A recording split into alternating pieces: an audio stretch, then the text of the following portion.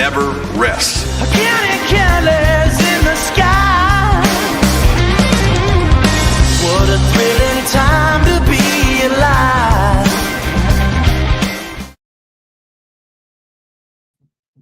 Happy Thursday morning. It's the Georgia Show, presented to you as always by American Pride Bank. They are your partners for localized banking solutions, whether you're a small business or looking for personal solutions for your banking. American Pride Bank, the place to go. In Alpharetta, Athens, online at American Pride Bank. You can check them out today. Get in and see how they can help you. You're talking to decision makers when you're talking to American Pride Bank, and that is what separates them. Get in, check them out.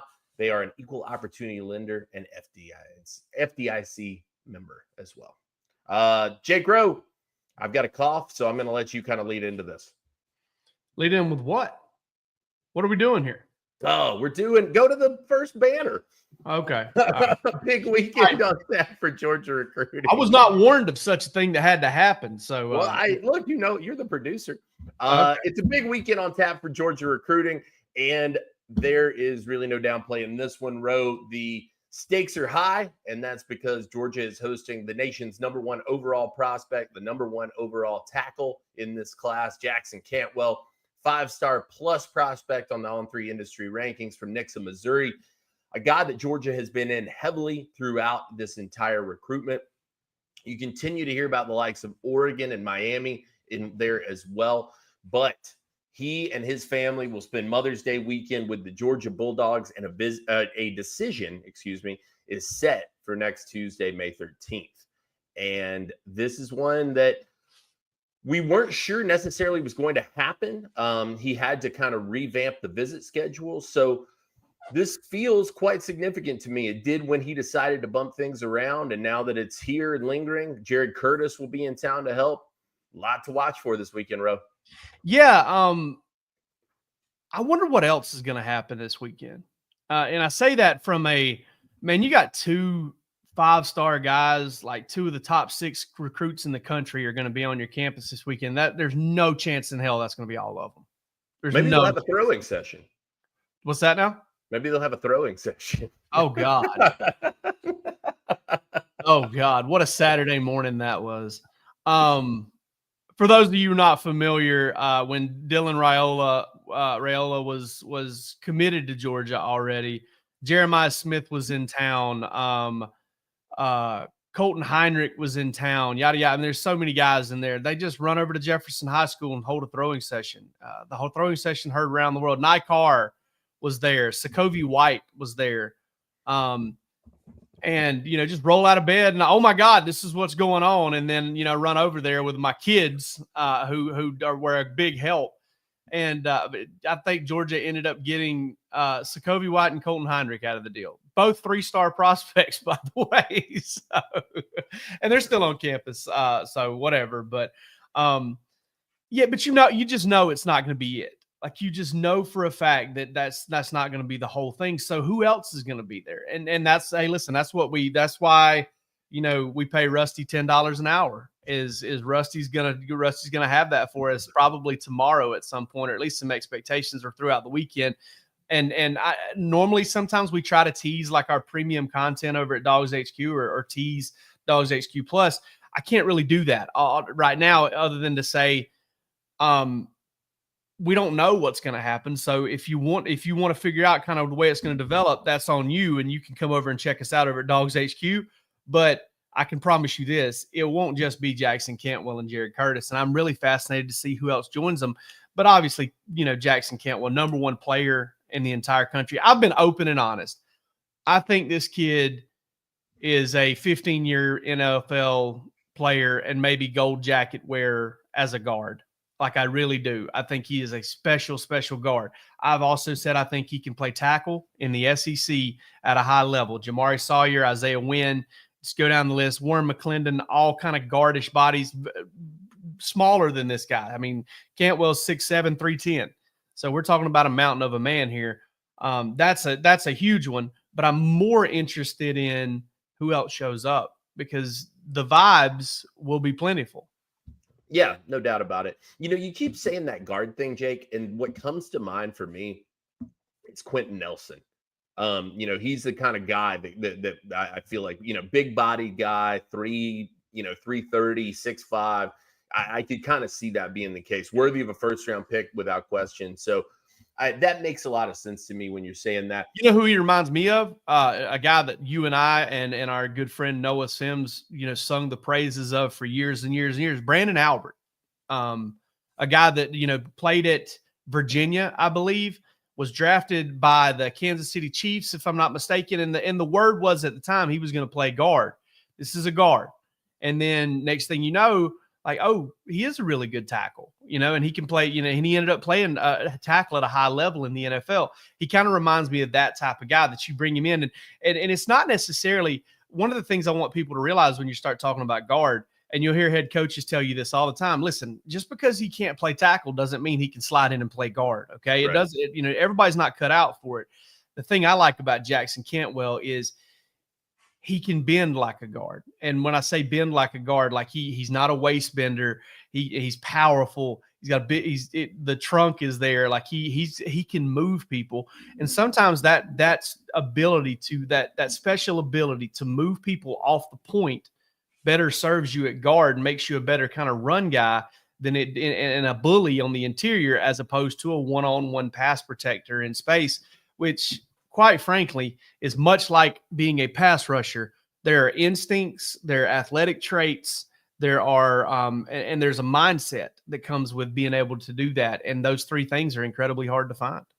Yeah, and like you said, I think that becomes more pronounced as you move toward the league. I don't think that there's any doubt in my mind that Jackson Cantwell can be a really successful tackle in the SEC and have a first round caliber career. And a super high floor. Right. Oh, absolutely. No doubt about it. And people have asked, is he the safest bet in this class? And I hesitate to say yes. I think that where you might see a lot of the ranking coming from for Jackson Cantwell, look, he's a 5-star. There's no doubt about that. When they re-rank these classes, I mentioned the name Tyler Atkinson the other day. Mark Bowman's another guy that probably will come to mind for me later on down the line. I think when you kind of look back at these classes and the impact that those guys are able to make on campus kind of from day one, to me, those guys may feel like safer bets to some degree. But I think that Cantwell, because of the value of the position, is getting the nod. And I don't disagree with that at all. I mean, tackle is what tackle is. I mean, these guys are hard to find. They're rare frames. They're rare people in general. And I think that you have to take that into account. This is one of those, Jake, that Stacy Searles is quite frankly responsible for. I mean, we've talked about Mike Bobo and his role in the Jared Curtis situation and how he helped be the key to land that one. I wrote about that earlier this week, the idea that, give Bobo his flowers because he pulled us in.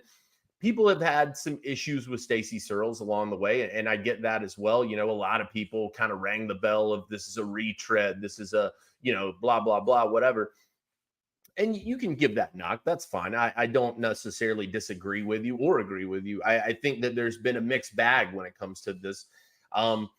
Georgia's offensive line recruiting could use the shot in the arm that a guy like Jackson Cantwell would bring. And also too, they've got a commit in Graham Houston out of Buford that I feel like we've kind of just glossed over to some degree.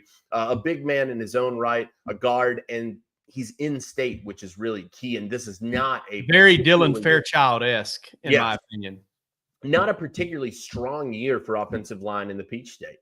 And so to go out and get a guy like that, secure him, also big. But Cantwell, look, man, you can't really create a guy in a lab like this any better. He's big, he's strong. His parents were both Olympians. His father's a world-class shot put thrower, and I believe did he get into arm wrestling as well? I can't recall if that's true or not. Maybe I just watched Over the Top recently. So the documentary. But I look, this kid is a special player. Georgia has been involved now for going on 3 years with Jackson Cantwell. They knew what it was. Everybody did with this kid, kind of who he was, what it was going to be. And so the positional value is huge there. I think that Georgia, going into this visit, Jake, stands in a really good spot for Jackson Cantwell. The fact that they redid the visit list to be able to get there, the fact that they moved the visit schedule and the commitment schedule to be able to get to Athens prior to commitment, it just says a lot to me, man. Also, too, should be noted, Stacey Searles had a chance to be in Nexa this week and get in front of the guy. Spent a lot of the day with him as well. So Georgia going all out for this one, and rightfully so. I think that it's very, very deserved for a prospect of this caliber. And Jake, we've talked about this here on the show too. If you land this guy next Tuesday, and you pair that with Jared Curtis going into, this guy's filming from the bushes. If you pair that with Jared Curtis and Jackson Cantwell and Jared Curtis together going into the summer, that's suddenly going to, we downplay that Pied Piper thing a lot here. Yeah. But the momentum that that's going to provide you, the notoriety that the class is going to have, the coverage this class is going to have, the musings about what this class can be, that's going to be attractive to guys ultimately. I don't know that one single guy or even the combination of the two is going to necessarily pull a guy in, but Georgia is going to be on the minds of a lot of guys in a big, big way. Yeah, I agree. And one of the things that really stands out to me about Cantwell when you watch that film, and it's been a while since I'd watched it, but the twitchiness, he's got like D-line twitch to him, and that is very rare. I 100% see why Charles Power believes in him as an elite tackle and why Georgia believes in him as an elite tackle. But I tell you what, when Jared Curtis committed, one of the things that never crossed my mind was Georgia getting in front of Jackson Cantwell the very next day, right? That's exactly what Georgia did. You know, and I'm not saying it's our job to have all bases covered, but usually kind of those things stand out to you like, hey, what does Georgia do next? Oh, they make an in-home with Jackson Cantwell the very next day. And then they're going to get him on campus. So you want to talk about momentum. They know that. That's how you keep momentum going is you keep the lines of communication open. And it really goes all the way back to, and I'll kind of draw it to a kind of an odd comparison here, but it was like when Montgomery Van Gorder news came out, we said right then, hey, Georgia's in an advantageous position because they've got Jared Curtis on their campus when this happens. There's all the things we do in life now, video calls, FaceTime, DMs. Roos, you and I do it all the time. Me and Roos talk 5-6 different ways. We talk on the phone. We talk on here. We talk on DMs on Twitter when he wants to send me something that's on Twitter. He texts me. We do all that.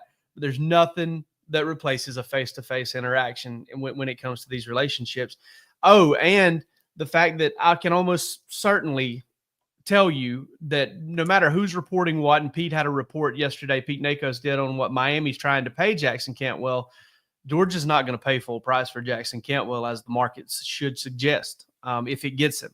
And I like Georgia's chances right now. So that's kind of where we are on this. And again, looking at that's huge this weekend. Who else is going to be there to take part in what's feeling like on the front end a little bit of a Georgia love fest? It's almost more intriguing in my mind. Like, you know that those two guys are going to be there. They're not wasting the opportunity. Who else is getting swept up in this? You know, in a good way. Who else can they sweep up in this thing? And that's very, very important. I feel like we got some love coming in here. Mickey Wilbanks says, "Go Dogs" from Sand Mountain, Alabama.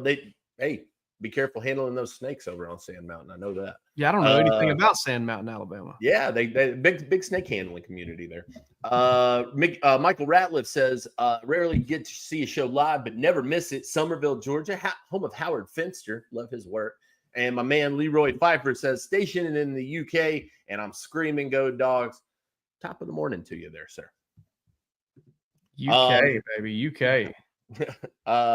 Caleb Parmalee also chimes in, says, I think Cantwell pushed his commitment date back because Curtis told him he was going to UGA, and that's why he set up that last UGA visit. That's possible. That's not out of the question. I think that, the idea of kind of trying to coincide some things like that, not steal the thunder, set Georgia up for a run. Yeah, I've heard much crazier theories than that, Caleb, for sure.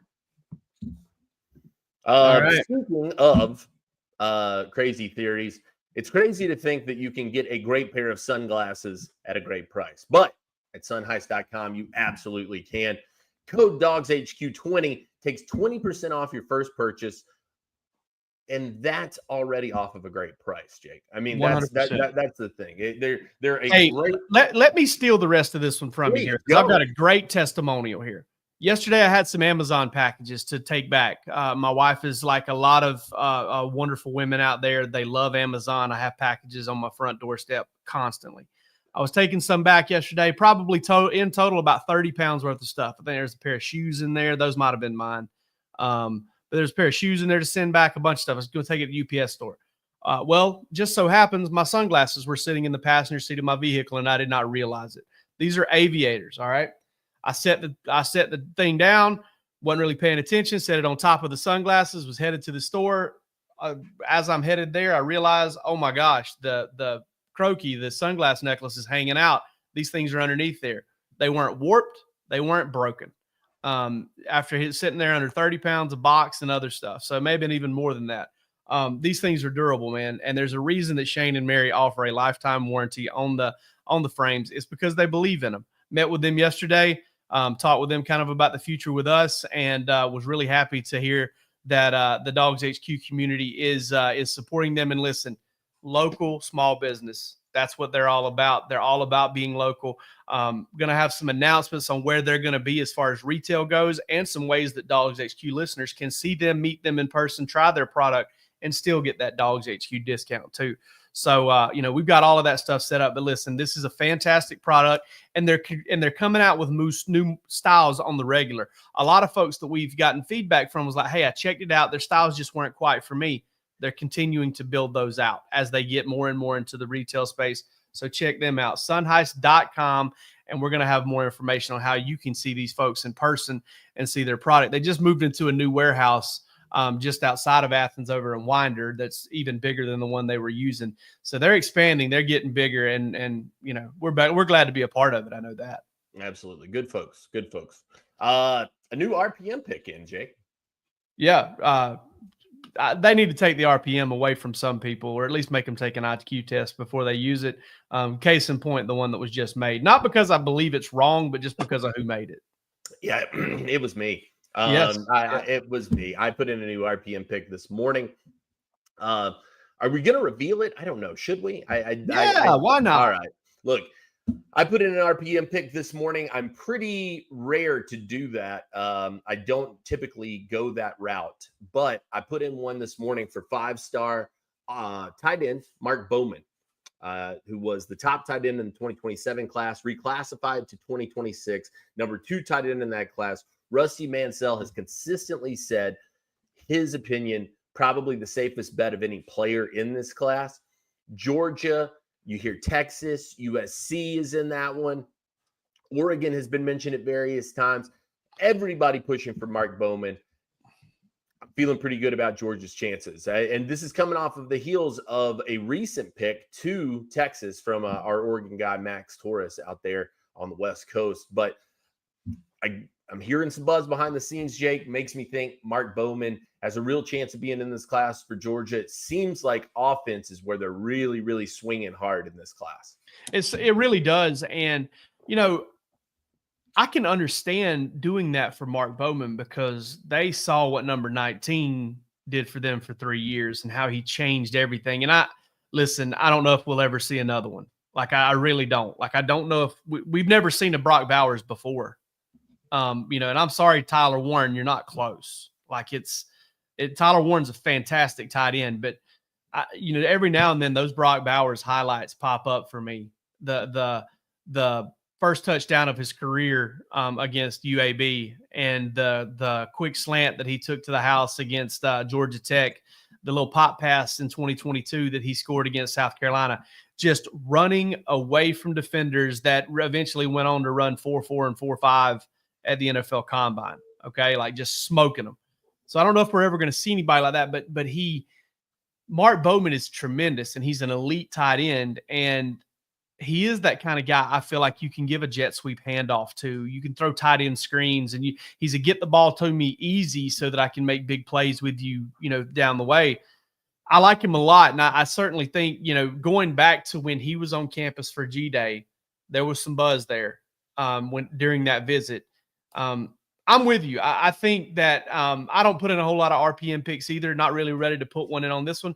But I will say that just in terms of the information and the buzz, not to, poo-poo anything that the folks at Texas are saying or anything like that, but I do think Georgia's going to be incredibly hard to beat here.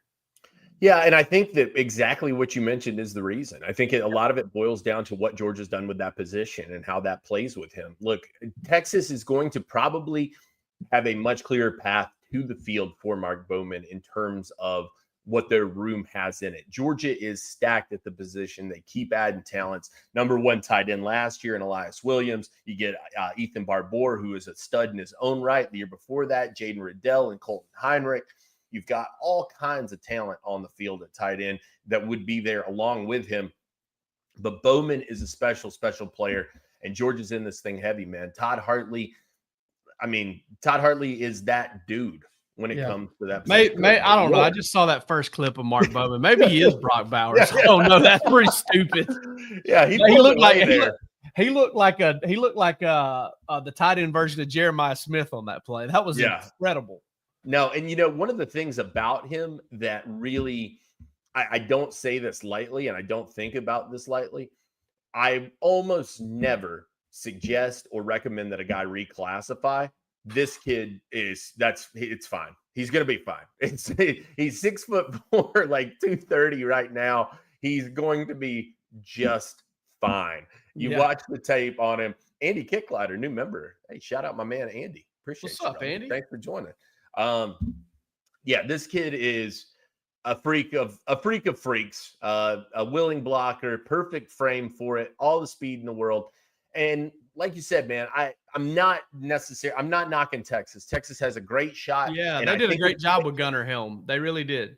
If it's not Georgia, it will be Texas. But I do think that legacy at this position is going to play well for him. He's called Baby Brock for a reason. He's out there, sporting the jersey. I think that Georgia's going to be hard to beat for this one. And like I said, I don't use these things lightly, especially for a player of this caliber. I do just feel really good about where they stand with him right now. And he plays great competition too out there at Mater Dei. I mean, that's the big leagues as far as high school football goes. And Georgia loves recruiting those Mater Dei kids because they find that oftentimes they're ready to play. And that's got something that they really like about it. So looking at Mark Bowman and kind of the way he matches up. I mean, I know the Texas fans, and I see their point. There was a thread on the Texas board a little while back talking about Georgia and Texas's tight end development, and they were touting the fact that Steve Sarkisian had turned Gunnar Helm into a big time tight end, and that he wasn't that highly ranked of a prospect. And listen, I get that. I totally do. I mean, he's nothing close to what Brock Bowers was, and elite prospect or not, Brock Bowers was not even a consensus top 100 player throughout the industry. And Georgia has shown Mark Bowman and the world what it can do when it gets a talent like that at tight end. And that's, I think that speaks volumes as well. He wears number 19 for a reason. And that's there. It's going to be fascinating to see how this works out. And, it'd be crazy if he was one of these guys and I haven't heard this. I don't expect this to happen. But it'd be crazy if he popped up in town somehow this weekend. That would be something pretty special. Absolutely. Yeah. God, go watch the tape. Listen, if you're just listening to this, go turn the tape on of Mark Bowman, man. I think we're both struggling to keep. Yeah, I'm having a hard time figuring out what I want to talk about because this is pretty sick. Yeah. Been a while since I've seen this. And strong, powerful. I mean, great route runner. That's what's standing out to me about this film, Jake, is he gets in and out of cuts super easily. What stands out to me about it is I'm watching him make these acrobatic catches, like, jumping, catching the ball behind his body and everything. And then he hits the ground, and it's like while he was in the air, the wheels were turning. And so as soon as he touches the ground, he's gone. Like he's out. It's at full speed. And we're talking about a 6'4", probably 6'3"-ish, 6'4", 220, 230-pound guy. So there are a lot of the biggest difference between him and Brock Bowers is he doesn't look like the ghost of Red Grange while he's running. He doesn't have that throwback gait of this guy's actually a smoother looking athlete than Brock, who looked like he was trying to fight the world when he was running sometimes. I got to give Mike Griffith credit for the ghost of Red Grange comment. He said that, I believe, in 2022. Brock caught a pass, broke a tackle, was out in the open field, and Mike was sitting next to him, and he goes, "There goes the ghost of Red Grange." And it did really crack me up. So I got to give him credit for that one. Yeah, look, like I said, man, he'd be a special addition to this class. And it, like I said, it feels like really swinging hard on offense here. I mean, they're getting their share on defense, no question about that too. You know, Georgia will, but this guy, a real special player. Andy No says, doubt. "Sup?" Welcome in, Andy. Appreciate you being here. Randy Payne, go Dogs from Tifton, Georgia, home of the Blue Devils down there. Home of Jake Rowe. That's where I was born. Oh, there you go. Nice. Summer's coming, dude. Yeah. And watching this Mark Bowman thing. No, yes, absolutely. Yeah, I didn't want to take it off. Go. It's the best thing we've ever had on the show, I think, is Mark Bowman. Yeah. No, summer's coming. Look, it's going to be a big one. Like I said, chance for Georgia to create some massive momentum off of this weekend and the potential commitment of Jackson Cantwell. Sets up well. You've got scavenger hunt coming. Official visits are coming. Mark Bowman set to take his the second week of June, and that will be a key one to watch, certainly. Overall, though, man, it's shaping up to be a big one, man. Look, USC has like an absolute boatload of commitments right now. There's some of these schools that have really loaded up in the front end, and I don't mind that strategy. I don't necessarily think that there is a tried or true or proven thing, but that is an interesting strategy and one that they hope will pay off. Andy with a question over here. He said, "This is random. Does the name Nardo Gavan ring a bell to either of you?" No, I don't know who that is. I'm unfamiliar. I feel like maybe that was like a Bart Simpson prank call, and maybe I said something I shouldn't have been in Mandarin. Look, it's shaping up to be a major class for Georgia talent-wise. Rusty Mansell talked about that last night in the Ask Rusty chat over at the Dawgs HQ Dog Walk message board. Get over and check that recap out if you haven't. But it's shaping up to be big. Georgia having guys on campus here. Like I said, that scavenger hunt has proven to be a pretty successful little thing for them. Kind of a goofy thing. I thought when they first did it, I was like, this is a little cheesy. Yeah, me too. But they really have been able to capitalize off of that thing. And you see a lot of guys that come to that thing actually end up in the class. So you got Kirby out there, and they're trying to find Kirby, right? I wonder what Kirby's doing during that time when they're trying to find him. Is he working the phones? Is he taking a deep breath or two? Kind of maybe some minutes off at that point. What do you think Kirby's doing while they're trying to find him? I would guess he's probably contacting his financial planner. Yeah, you think so? Yeah, checking with his stockbroker. But how much of this money can we send back into the NIL collective? Yeah, maybe he's looking for a second job. Yeah, right. No. Looking for a side hustle. Yeah, no, he's I guarantee you he's probably reviewing film. I bet he's probably doing what we just did and watching Mark Bowman film. A worthwhile endeavor for sure. I should say so. Probably getting fired. I mean, if you see Kirby out standing by himself looking at his phone, just like fist pumping and like getting fired up, he's probably watching that Mark Bowman film. Yeah, no doubt. Now, the summer is going to be great, man. And I'm not necessarily saying that Georgia's going to get a ton of commitments or anything like that. If it's anything like the past couple of summers, especially summer before last, then they're going to be fine. They're going to get some really good players, and all that's going to work out for them. But starting with that scavenger hunt weekend, which they're supposed to have official visitors in town this year, and that's big. But starting with that, I mean, it's just, if you go by and you look, it's like June 6th, full, June 13th, huge, June 20th, huge, and then it goes dead for the whole month for the rest of the month of June and all of July. Georgia's going to make some hay during that time. There's no doubt about it. And I think Jared Curtis is a little bit of the tip of the iceberg. Again, I push back on the Pied Piper thing all the time. I'm not saying it's going to be because of Jared Curtis, but I do think that's kind of going to be at least the line in the sand. This is where we're starting. Now, where can they finish after the summer? If we're looking at it, what's your question? If you're going into the summer, are you looking for commitments, or what are you looking to get cleared up this summer? Because I have one. We talked about it earlier today on the phone. Yeah, that was actually what I was going to say. Yeah, go ahead. Go ahead and step all over it, man. Whatever. I don't Well, care. no, really, I wasn't going to point exactly to yours, but I was going to say, to me, it's clearing up at a few positions. I Yeah. think that you've got to really kind of sort through a few of these places because it doesn't. If I can interrupt you for just a second, we're not just talking about visits, official visits, commitments, and all that stuff. We're talking about camps too. Sure. Right? We got camps coming where some guys are going to get evaluated and they're going to get offers are either going to be taken off the table. Essentially, they're going to become committable, and new guys are going to jump guys that are already getting recruited hard. Yeah, no, that's very true. And Georgia, we've harped on this. If you've seen this show, I mention it every year. They value their in-person evaluations about as strongly as any staff in the country does. And there are certain guys that they want to get in camp first. That's why Lincoln Key is on your commit list right now. He came in camp last summer and he blew them away and impressed everybody. So they trust those evals. They value those evals. They bring guys in on those evals. But you've got to sort through at a few positions. You and I talked about wide receiver. That's definitely one. Cornerback's another one who ends up kind of being the guys like Chauncey Kinnon's that name that you keep hearing. Yeah. But it's not, it's just not done yet. And so like, how does that start to shift things if they can't do it? Justice Fitzpatrick is right? another one. Yeah, exactly. The defensive line board, they've got a lot of good options there, but who ends up kind of being the focus?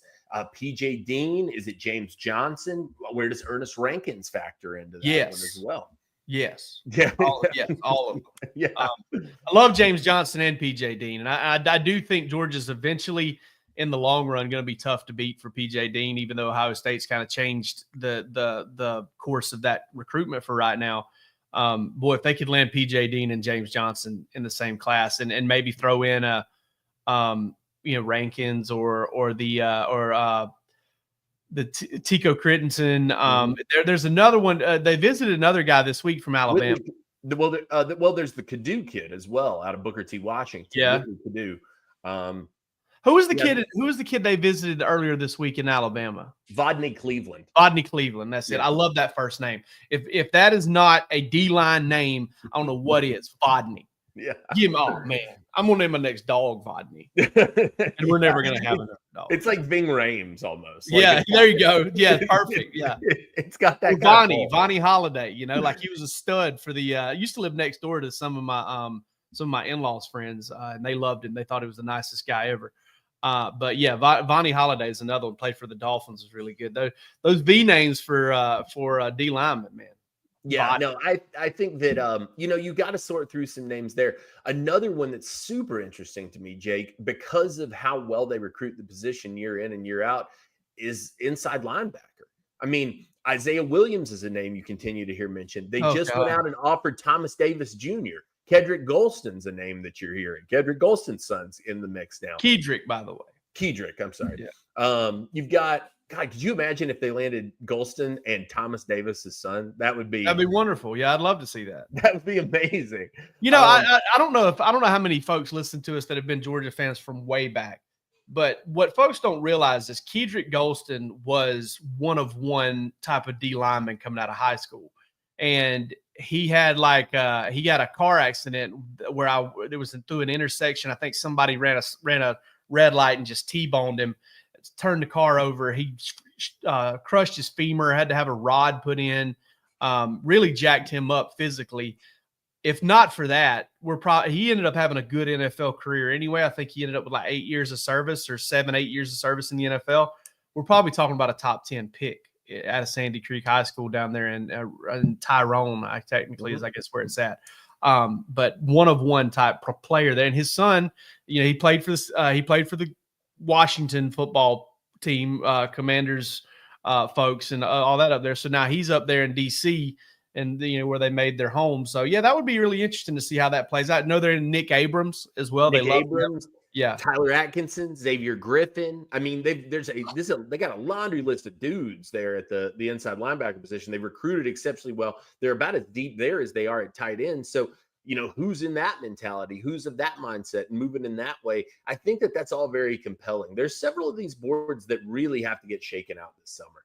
Yeah, I told Rusty, I think I said it on Plus, but it might have just been a private conversation. Either way, I share it now.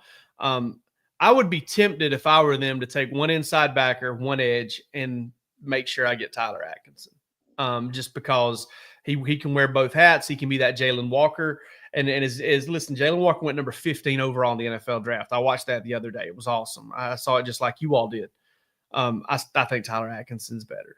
I think Tyler Atkinson, I don't think you run into very many evaluators, and I'm not calling myself one, but you can talk to some of the people that I think have been doing this for a very long time, and they would put those two side by side as prospects, same stage, all that stuff, and they would say that Tyler Atkinson is even a better football player, even more projectable than Jalen Carter, especially if as a pass rusher, because I have very rarely seen somebody that explosive and that twitchy as a pass rusher at this stage. He looks like a 21-year-old man rushing the passer.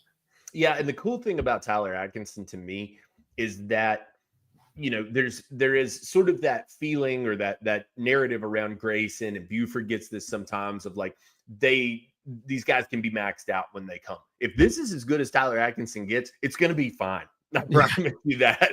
Like that, if that's the case, it's going to be just fine. Yeah, we're not talking about a raw prospect here. We're talking about a guy that's probably going to help you in year one. Yeah, I mean, he's been a dude since 8th grade. I mean, they offered him in 7th or 8th grade. So, I mean, he's had the training, he's had the exposure, he knows how to handle the media. He's kind of wired right for this thing because of that experience. And I think that I tend to agree with you. I think that they should split it there. That you're probably, Rusty's mentioned this consistently, you're probably not going to land both Atkinson and Griffin. They share an agent. Both of them commanding a big dollar. So probably not get both of those guys. That inside linebacker board, really, really intriguing to me. Yeah, me too. And you mentioned a minute ago that defensive back situation. They've done some of the heavy lifting at safety already. Safety star. I still think they probably want to add one more, maybe two, but definitely one. 2 or 3 cornerbacks are available, going to be out there too. We mentioned Chauncey Kennon and Justice Fitzpatrick. Who else? Peyton Dyer.